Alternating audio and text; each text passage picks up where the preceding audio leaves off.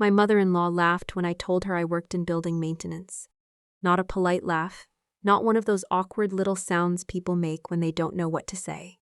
She laughed from the back of her throat, slowly, like she wanted the whole dining room to hear how ridiculous my life had become. Then she looked at her son, my husband, and said, "Marcus, sweetheart, I still don't understand how you married a woman who carries keys for a living." Everyone at the table smiled, not because it was funny, because in the Whitmore family, laughing at Elaine Whitmore's cruelty was safer than being next. I was 31 then, wearing a navy dress I bought on clearance, with a blister on my heel from walking 6 blocks after my car battery died. I had just finished a 12-hour shift managing building operations at a corporate office tower downtown. My hands smelled faintly like metal elevator grease and lemon disinfectant. No matter how much soap I used, Marcus did not defend me. He stirred his soup and said quietly, "Mom, don't start." That was his version of courage, a whisper after the wound. Elaine smiled at me across the candlelit table. "It's not starting, darling. It's just concern. 10 years from now, she'll still be opening doors for people who actually matter." 10 years later, I stood in the glass atrium of Whitmore Group headquarters, while the company president announced the largest corporate buyout in their history. Elaine sat in the front row wearing pearls and the same satisfied expression she used at dinner tables. Marcus stood beside her in an expensive gray suit, recently promoted, recently arrogant, recently convinced that I had wasted my life while he had become everything his mother promised he would be. Then the president said, "The acquisition has been led by our new controlling partner, Ms. Nora Vale." Elaine turned slowly, Marcus's face went white, and the man who had allowed his mother to mock my dead-end job for a decade found out that his new role under the acquisition was not executive director. It was assistant to the woman he had underestimated, me. My name is Nora Vale, and for 10 years, I let people confuse quiet work with small work. That was my mistake. Not because every person needs to announce their ambition. I still believe the loudest person in the room is usually trying to sell something. But silence becomes dangerous when people start using it to write your story for you. The Whitmores wrote mine early. Elaine decided I was beneath her family the first night we met. Marcus and I were dating then. He was 29, handsome, polished, ambitious and hungry in a way I mistook for drive. He worked in junior acquisitions at Whitmore Group, a mid-size corporate services firm his family had helped build. Not owned entirely, though Elaine liked people to think so. Her late husband had been one of the early partners. After he died, Elaine kept the name like a crown and raised Marcus to believe the company owed him a throne. I met Marcus at a late-night cafe near the Patterson Tower, the first building I managed. I was there in work boots, reviewing repair invoices and eating a blueberry muffin for dinner. He came in wearing a suit, loosened tie, and the kind of confidence that made tired people look up. The cafe was full, and he asked if he could sit across from me. I said, "Only if you don't ask what I'm doing." He smiled. "Then I'll ask what you're avoiding."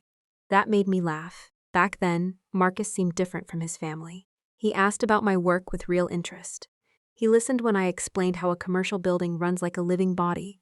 Electrical systems, HVAC, tenant complaints, water pressure, fire codes, vendor contracts, emergency access, security logs, insurance inspections, lease obligations. Most people's eyes glazed over. Marcus's didn't. He said, "You make buildings sound like kingdoms." I said, "They are. People just only notice the kingdom when the toilets stop working." He laughed like he admired me. I held on to that laugh for years longer than I should have. My job was not glamorous, but it was not dead-end. I was the operations manager for a 42-story office tower owned by Halden Properties. I had started as a night shift maintenance coordinator after community college, learned every system in the building, earned certifications, took finance courses online, and became the person executives called when their offices flooded at 3 a.m. or a tenant threatened to break a lease over safety issues. I knew buildings. More importantly, I knew undervalued buildings. A tower with bad elevators but strong occupancy. A warehouse with zoning potential. A neglected office park sitting beside a future transit corridor.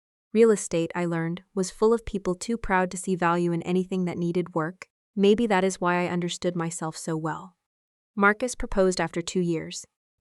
Elaine hosted the engagement dinner at her country club, which smelled like lilies, old money, and quiet judgment.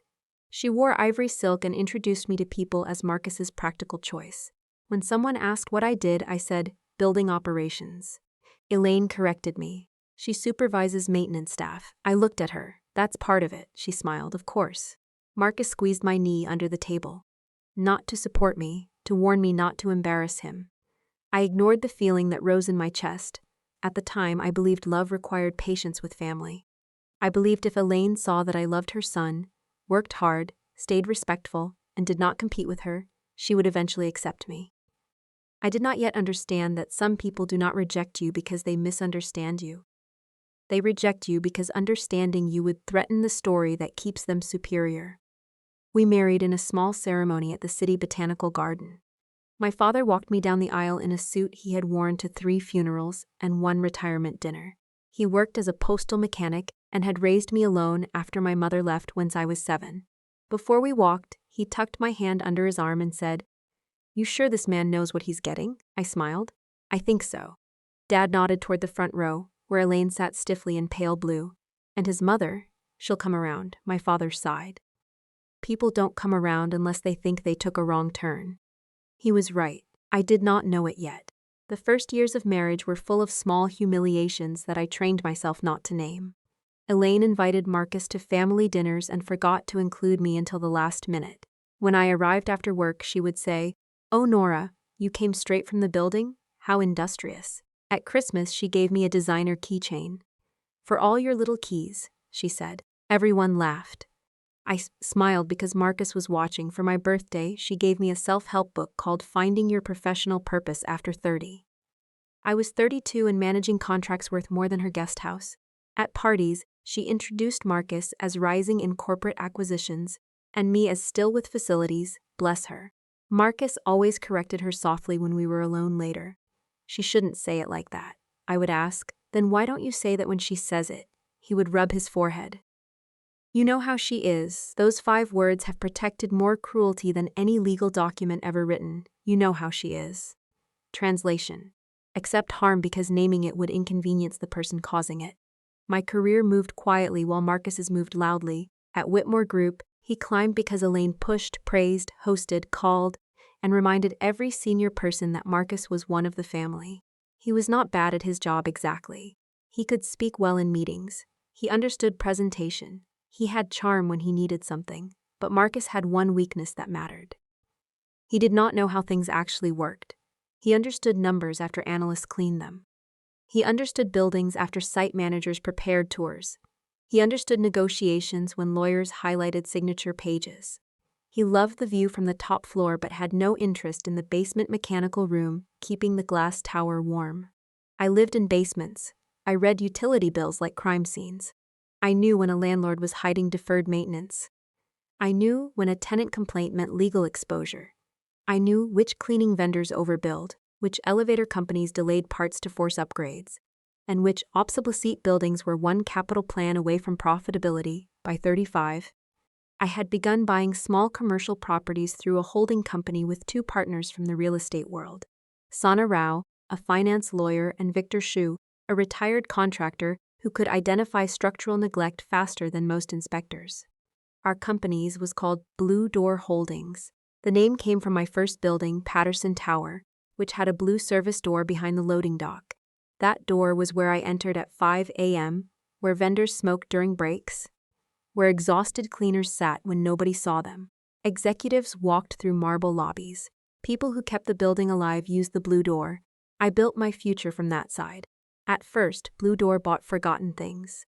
A 2-story medical office building with bad lighting and strong leases. A strip of storage units near a planned logistics route. A half-empty suburban office building where the owner thought remote work had killed value, but we saw conversion potential for outpatient clinics. I did not tell Elaine. I barely told Marcus. That sounds strange, I know. He was my husband. But every time I tried to discuss investment, his attention wandered or his pride appeared once. I showed him a spreadsheet for a small warehouse acquisition. He skimmed it and said, "This is cute. Like your side project." Cute. The deal made us $400,000 in 18 months. After that, I stopped showing him early. I told myself it was because I did not need his approval. That was only partly true. The other part was that I knew he would tell Elaine, and Elaine would either dismiss it or try to turn it into Marcus's idea. So I built quietly. Blue Door grew. We reinvested, we stayed disciplined, we bought distressed assets people ignored because the lobby carpet was ugly or the boilers were old. We fixed systems, renegotiated leases, cut waste, improved compliance, and treated maintenance workers like intelligence sources instead of background furniture. Within 6 years, we owned or controlled more square footage than most people around me realized. I was still working full-time in building operations because it gave me access to knowledge no boardroom could teach. It also grounded me. There is something honest about a broken pipe. It does not care about status. It only asks whether you know where the shut-off valve is. Elaine kept laughing. At our 7th anniversary dinner, she raised her glass and said, "To Marcus, who keeps climbing, and to Nora, who keeps the lights on for climbers." People laughed. I smiled.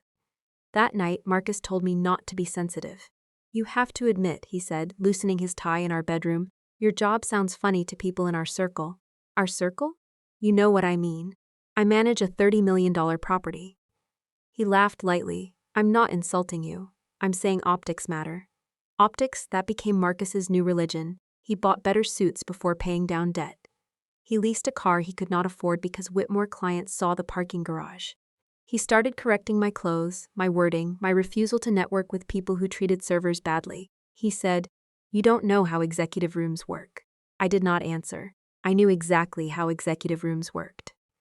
They worked because people like me had checked the fire alarms, negotiated the janitorial contract, found the leak behind the wall before mold ruined the floor, and made sure the lights came on before the executives arrived to discuss vision. The marriage did not collapse all at once. It thinned. Marcus stopped asking about my day unless he needed something. I stopped offering. We shared a house but not a life. He traveled for work and came back with stories about bored dinners. I went to property inspections and came back with dust on my shoes and numbers in my head. Then Whitmore Group began to struggle. The company had expanded too quickly into corporate real estate services, tenant technology, and facilities outsourcing without understanding any of them deeply. They made flashy acquisitions but ignored operations. Client churn rose. Contracts were underpriced. Maintenance liabilities were hidden in optimistic forecasts. Marcus called it a temporary market correction. I read their public filings and saw a structural problem. Blue Door saw an opportunity. At first, we discussed buying only one Whitmore division. Their facilities management subsidiary, Coreline Services. It was underperforming but valuable. Poor leadership, strong client base, messy contracts, excellent field staff. Exactly the kind of asset we understood. Then Sana looked deeper. "Nora," she said one evening in our conference room, "Whitmore is weaker than they look." Victor leaned over the table, tapping a report with his thick finger. "They've got rot in 3 walls and fresh paint on the lobby." I stared at the numbers. Debt covenants. Declining cash flow. Inflated projections. Underused properties. Vendor disputes. Leadership bloat. Brand value still strong. Blue Door could not buy Whitmore alone. But with the right capital partner, we could lead a buyout. The idea sounded impossible for about 12 seconds. Then it sounded inevitable. For months, we worked in secrecy, not because secrecy was dramatic, but because acquisition strategy requires silence. We formed a consortium with a private equity fund that trusted our operational expertise. I used every lesson I had learned from building basements and service doors. We valued Whitmore not by what its executives claimed, but by what its properties, contracts, staff, and systems could become if someone competent stopped treating maintenance as an expense and started treating it as the foundation. Marcus had no idea. That was the strangest part. My husband came home every night complaining about rumors that Whitmore might be acquired, never realizing the person across the kitchen island was leading the group reviewing his company's future. I wanted to tell him, many times, not details. Not confidential material. Just enough to say, "You have spent years dismissing my work, and now that work is entering your world," but each time he reminded me why I couldn't. One night, he threw his suit jacket over a chair and said, "If some bottom feeder fund takes us apart, I swear I'm done." I looked up from my laptop. What makes them bottom feeders? They don't build anything. They just buy underpriced assets and squeeze value. I nearly smiled. Sometimes underpriced assets are underpriced because people like you never understood their value. He frowned. "What's that supposed to mean?" Exactly what I said. He poured himself a drink. "God, you sound like one of the facilities people." "I am one of the facilities people." He looked at me then, irritated. You know what I mean, yes. I knew what he meant. That was always the problem. The proof object in this story is not the buyout contract. It is a brass master key. When I left Patterson Tower after accepting my first regional operations role, the senior engineer Luis gave me the old brass master key from the original lock system. It no longer opened anything after the building upgraded to digital access, but he polished it and attached a small tag that said, "For the woman who knew every door." I kept it in my desk. On difficult days, I held it to remember where I started. When Elaine mocked my keychain, I thought of that brass key. When Marcus called my work cute, I thought of that brass key. When investors asked how a building maintenance woman expected to lead a corporate services turnaround, I placed the brass key on the table and said, "Because I know what everyone else ignored." The final bid meeting lasted 14 hours. Blue Doors Consortium offered a structured buyout that would keep core employees, restructure debt, sell non-essential vanity assets, and replace senior leadership in phases. Our plan was not the highest immediate cash offer, but it was the only one that did not carve Whitmore apart like a holiday turkey. The board took it, with one condition. They wanted me to serve as transition chair and controlling operational partner. Sana grinned when they said it. Victor whispered, "About damn time." I signed the preliminary agreement with the brass key beside the papers. That night I came home to find Elaine in my living room. She had a key to our house because Marcus gave her one during our first year of marriage for emergencies. Somehow, every emergency involved her rearranging my kitchen or waiting to ambush me with family news. She was sitting on my sofa with a glass of white wine. Marcus stood by the fireplace, tense. "What's going on?" I asked. Elaine smiled. "We're celebrating Marcus's next chapter." I looked at him. "What next chapter?" He lifted his chin. "There's a strong chance Whitmore is being acquired." Mom spoke to Leonard Hale. "He thinks I'll be positioned well if I play this right." Leonard Hale was Whitmore's president, Elaine added, possibly executive director of transition. I set down my bag slowly. "Is that confirmed?" "Not officially," Marcus said. "But Leonard said the new owners will need someone with legacy knowledge." Legacy knowledge? I thought of Marcus calling distressed buyers bottom feeders. Elaine took a sip of wine. "Of course it will require a certain image. The new leadership will be watching families too. Stability matters." There it was, I almost sighed. "What do you want, Elaine?" Her eyebrows lifted. "I want you to support your husband properly. No more showing up to events looking like you came from a loading dock. No more talking about boilers and leaks in front of people. And perhaps, Nora, it is time to reconsider whether your little building job still suits the life Marcus is entering." My little building job. Marcus looked at the floor. I waited. He said nothing. Elaine leaned back. "I'm not saying quit tomorrow, but a wife should not embarrass a man at the moment he finally steps into power." I looked at my husband. "Do I embarrass you?" His silence was longer than it should have been. Then he said, "Sometimes you don't understand the room." I nodded. That was the moment my marriage ended, not legally, not loudly, but inside me something reached the final page. "I understand this room perfectly," I said. Elaine laughed softly. "Do you?" "Yes." I picked up my bag, "Better than either of you." I went upstairs and packed a suitcase. Marcus followed me. "What are you doing?" "Going to my father's." "Don't be dramatic." I folded a sweater. "Marcus, your mother just told me to shrink my life so you can look taller and you let her." He rubbed his face. "This is a huge opportunity for me." "No, it's a test." "What does that mean?" "It means when power came close you treated me like furniture that didn't match." He looked genuinely confused. That hurt more than anger. "Nora, can we not do this tonight? We've been doing it for 10 years. He lowered his voice. "If I get this role, things change for us." I looked at him. Things already did. I left that night. My father opened the door at 11:40 p.m. Wearing flannel pajama pants and holding a wrench because apparently he had been fixing a cabinet hinge in the middle of the night. He looked at my suitcase. "Marcus or his mother?" "Both." He stepped aside. "I made stew." That was my father's emotional language. Not questions. Stew. I slept in my childhood room under a quilt my grandmother made. In the morning, Dad placed coffee beside me and said, "You don't have to tell me, but I'll listen if you do." So I told him. Not everything about the buyout, because I couldn't yet. But the mockery, the years of smallness, the living room conversation. He listened without interrupting, then he said, "A man who needs you smaller to feel big is not a husband. He is a ceiling." I wrote that down. The buyout announcement was scheduled for the following Monday in Whitmore's glass atrium.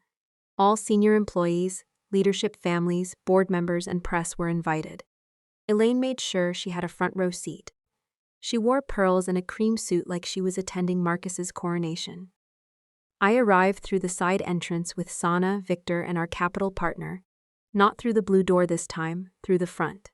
I wore a charcoal suit and carried a slim leather folder. Inside were the signed transition documents, leadership restructuring plans, and the brass key.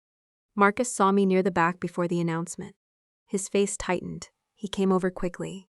"What are you doing here?" I looked at him. I was invited. By whom? You'll find out. His eyes narrowed. Nora, this is not the time to prove a point. I agree. Then why are you here? I looked past him at Elaine, who was watching us with irritation. To work, he actually laughed, a small disbelieving laugh. At Whitmore's acquisition announcement. Yes, Nora, please, whatever is going on between us, don't embarrass me today. There it was again, embarrass me. The phrase that had held our marriage hostage, I said. Marcus, after today, embarrassment will be the least interesting thing you feel. He stared at me before he could answer. Leonard Hale stepped onto the small stage. The atrium quieted. Cameras adjusted. Employees gathered along the balconies. The Whitmore logo glowed on the screen behind him. Leonard began with the usual language: historic transition, strategic partnership, stronger future, commitment to clients. Gratitude to the Whitmore legacy. Marcus stood beside Elaine, shoulders squared, waiting for his name to be called. I almost felt sorry for him. Almost. Then Leonard said, "This acquisition has been led by a consortium whose operational insight made them uniquely qualified to understand Whitmore's true value. At the center of that group is Blue Door Holdings." Murmurs. Elaine frowned slightly. Marcus blinked. Leonard continued, "Blue Door's founder and managing partner is someone whose career began not in boardrooms, but in the very systems that keep our buildings, contracts, and client promises alive." Sana touched my elbow. My heart was steady. "Please welcome our new transition chair and controlling operational partner, Ms. Nora Vale." The silence came first, not applause. Silence, the beautiful kind. The kind that happens when people have to rebuild reality quickly and cannot find the tools. Elaine turned in her seat. Her face changed slowly, like a portrait being wiped clean. Marcus stared at me, his mouth opened slightly. I walked to the stage. Each step felt like passing a younger version of myself. Nora with the blistered heel. Nora with the clearance dress. Nora holding a keychain while people laughed. Nora lying beside a husband who could whisper objections only after his mother left the room. I reached the microphone. Leonard shook my hand. I turned to the crowd. "Good morning," I said. The microphone made my voice sound larger than I felt. "I know some of you are surprised to see me here." A few nervous laughs. I looked briefly at Marcus. "So let me begin with something simple. For years, Whitmore Group treated operations as background work. Facilities, maintenance, compliance, vendor management, tenant retention, contract execution. These were considered support functions, unimportant until failure, invisible until crisis. That thinking is why this company became vulnerable. People listened differently then, not because they liked me, because the truth had numbers behind it. I clicked to the first slide. Revenue leakage from poor contract oversight. Client churn tied to slow maintenance response. Legal exposure from deferred compliance. Executive compensation growth despite declining field performance. I did not humiliate random employees. I named systems, decisions, leadership failures. Then I said, the people closest to the problems often had the least authority to solve them. That changes today. Now, applause began, small at first, then stronger from the back, where field managers and operations staff stood. I saw a man in a maintenance uniform wipe his eyes quickly. That almost broke me, I continued. Whitmore will be restructured around operational truth. Not image, not legacy, not family expectation. Truth. Elaine looked like she had swallowed glass. Then Leonard returned to the microphone to announce leadership transitions. Several executives would remain temporarily. Some would exit. And Marcus Carlisle, Director of Strategic Client Development, would be reassigned to the transition office. He smiled before understanding. Leonard read from the page. Mr. Carlisle will support the transition chair directly as Executive Administrative Liaison. The words took a second to land. Executive Administrative Liaison, Assistant, to me. A murmur rippled across the atrium. Marcus's face went bloodless. Elaine stood halfway from her chair. This is outrageous, she said. The microphone did not catch it, but the front rows did. I looked at Leonard. He looked at me. Then I stepped forward. Mrs. Whitmore, you'll have an opportunity to ask questions after the announcement. Her eyes flashed. I am not asking questions. I am telling you this is unacceptable. There she was, the real Elaine, not polished, not concerned. Furious that the woman with the keys had opened the wrong door, Marcus whispered, "Mom, sit down." This time she did not control him. This time the room did. Chimeras turned, board members stiffened. Elaine sat. After the announcement, the atrium became chaos disguised as networking. Employees approached me carefully. Some congratulated me. Some looked terrified. Some wanted to know whether their jobs were safe. I answered what I could. Marcus waited until we were near a side conference room. Then he stepped in front of me. "Did you do this to punish me?" I almost laughed. "Marcus, this acquisition took 9 months, 4 legal teams, 3 capital partners, and more due diligence than you have done in your entire career. It is not a marital prank." His face reddened. "You made me look like a fool." "No. I stopped helping you look taller than you were." He glanced around. "Can we speak privately, Sana?" Standing beside me said, "Mrs. Vale has a meeting in 7 minutes." Marcus looked at her like she was a receptionist. "And you are?" "My attorney," I said. That quieted him. Elaine approached then, pearls trembling slightly against her throat. "Nora," she said, voice low. "Whatever satisfaction you are getting from this, remember you are still Marcus' wife." I looked at her. "No. I am his employer's controlling transition chair. The wife conversation will happen through divorce counsel." Marcus flinched. Elaine's face hardened. "You would destroy a marriage over a job title?" "No, Elaine. The marriage was destroyed by 10 years of contempt, and one living room conversation where your son admitted my existence embarrassed him." She looked at Marcus. For a second he looked ashamed, then she turned back to me. "You deceived this family." I took the brass key from my folder and held it in my palm. "No, you underestimated the work."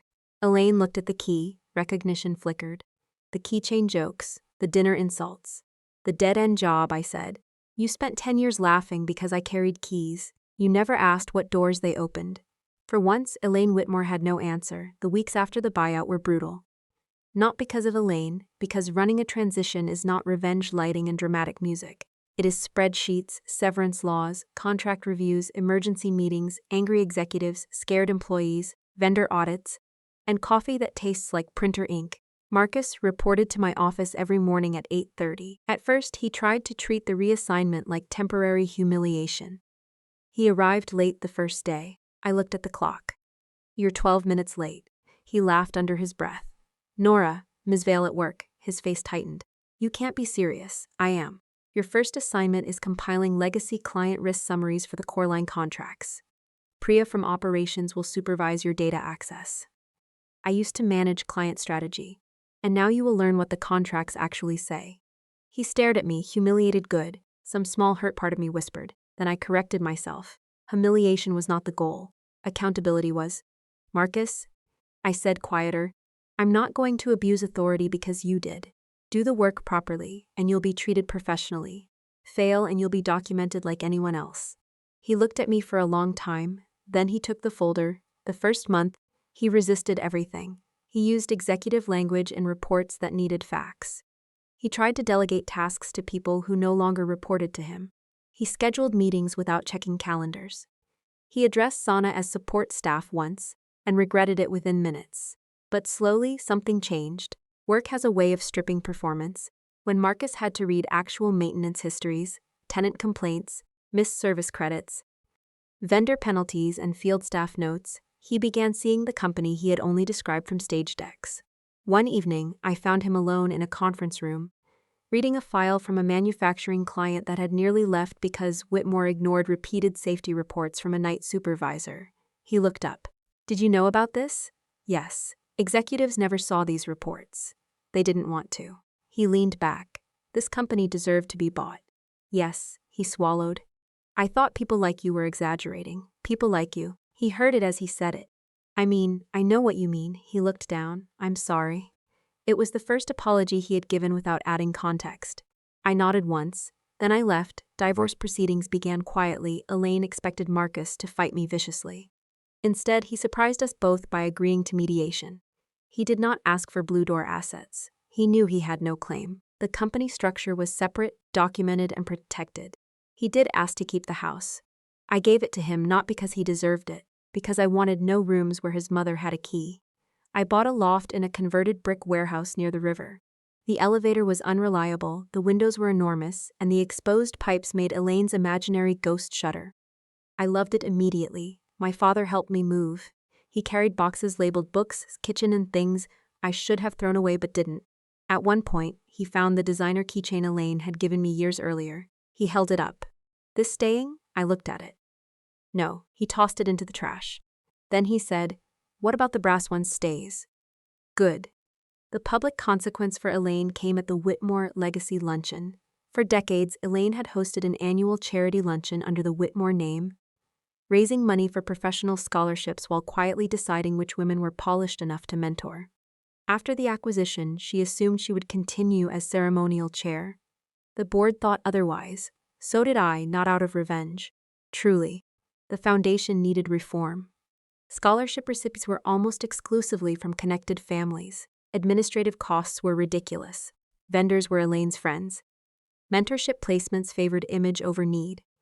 We restructured the foundation into the Blue Door Scholarship for operational leadership, supporting students from trade, facilities, logistics, and property management backgrounds moving into executive training. Elaine found out at the luncheon. I did not plan for her to be blindsided. The board sent letters. She ignored them because she believed letters did not apply to women like her. At the event, she walked onto the small stage expecting to speak. The new foundation director gently intercepted her. Elaine's smile froze. I was seated at the front with Sana, Victor, Leonard, and 3 scholarship recipients wearing name tags and nervous expressions. Elaine looked at me. "You did this." I stood and walked to her, keeping my voice low. The foundation changed because it was inefficient and exclusionary. It was my husband's legacy. It used his name. That's not the same as honoring him. Her face tightened. "You really do want to erase us." "No, Elaine, I want to stop letting your version of importance decide who gets a door." The program began without her. The first scholarship recipient was Luis's daughter, Louis, the engineer who had given me the brass key. His daughter, Marisol, had worked nights as a security dispatcher while studying construction management. She spoke about growing up around loading docks and service corridors, about learning that buildings remember the people who care for them, even when executives don't. I cried quietly through her speech. Elaine left before dessert. That evening, Marcus came to my office. The transition was almost complete by then. He had done competent work, not brilliant, but honest. For the first time in years, he looked tired in a human way instead of an important way. "My mother called," he said. I assumed. "She says you're destroying Dad's name, am I?" He sat across from me. "No." The answer surprised me. He continued. "She can't understand value unless it looks like her." I said nothing. He looked at the brass key on my desk. "I was cruel about your work." "Yes." I let her be cruel because it benefited me. "Yes." He swallowed. "I think I liked having one place where I was above you." That was the first time Marcus told the real truth, not the polite truth, the ugly one. I appreciated it more than I wanted to. "I know," I said. His eyes filled. "I'm sorry, Nora. I believe you." He looked hopeful for one dangerous second, so I added, "But I'm still divorcing you." He nodded, tears falling now. "I know." We sat quietly. There was no dramatic closure, no music, no sudden healing. Just 2 people facing the fact that love can be real and still not survive contempt. The divorce finalized in early spring. I signed the papers at 9 a.m., attended a vendor renegotiation at 10:30, and ate a turkey sandwich at my desk at noon because life rarely gives heartbreak a full day off. Marcus transferred out of Whitmore 6 months later, not fired, not promoted. He accepted a regional operations role at a smaller company. The irony was not lost on either of us. Before he left, he sent me one email subject: "Thank you. Nora, being your assistant was the most humiliating thing that ever happened to me." It was also the first time I understood how little I knew about work I had been taught to dismiss. "You should not have had to become my boss for me to respect you. I am sorry it took losing you to learn the difference between status and value. Marcus." I did not reply immediately. A week later, I wrote back, "Marcus, learn it fully. Then teach it somewhere else." Nora, Elaine never apologized. Of course she didn't.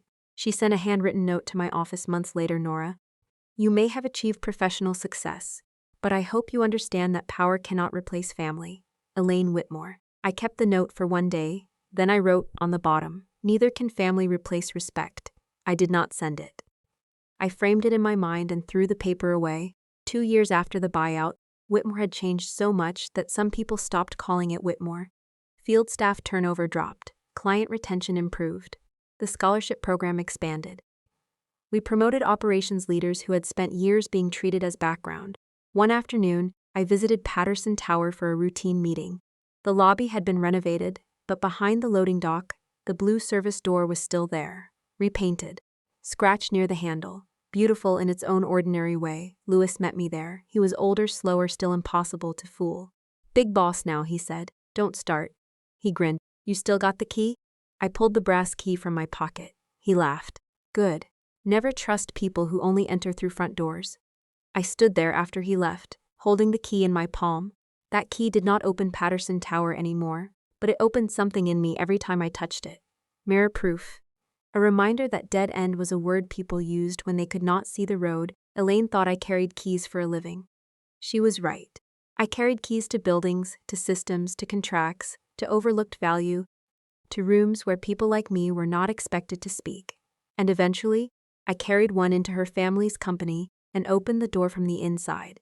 Near the end of that year, at a leadership training session for scholarship students, a young man raised his hand and asked, "How do you handle people looking down on your work before they understand it?" The room went quiet. I thought of Elaine's dining table, Marcus's silence, my father's stew, the blue door, the brass key. Then I said, "First, make sure you understand it, deeply, better than anyone mocking it. Let their contempt make them lazy while your attention makes you dangerous." The students laughed, but they wrote it down, I continued. "Second, don't spend your whole life trying to convince people committed to misunderstanding you. Build, document, learn, own something if you can, even if it starts small. The world changes when your signature moves from the employee line to the ownership line." A woman in the front row wiped her eyes. That was when I realized the real ending of my story was not Marcus becoming my assistant. That was satisfying, yes. I am human enough to admit it. But the deeper ending was this. The work Elaine mocked became a ladder for people she would never have invited into the room. That mattered more than watching her lose her seat. If you have ever had someone call your job small, your dream unrealistic, your effort embarrassing, or your path beneath them, let me ask you something. Would you rather spend 10 years arguing with them, or 10 years building something they cannot ignore? I used to think I needed Elaine to respect me. Then I thought I needed Marcus to defend me. Now I know I needed to stop handing people the authority to define doors they had never bothered to open. A dead-end job is not always dead-end. Sometimes it is a hallway. Sometimes it is a training ground. Sometimes it is the place where you learn the exact weakness of people who only understand polished floors and never ask who keeps them shining. My mother-in-law said I would spend my life opening doors for people who mattered. She was wrong about one thing. I was not opening them for people who mattered. I was learning which ones belonged to me.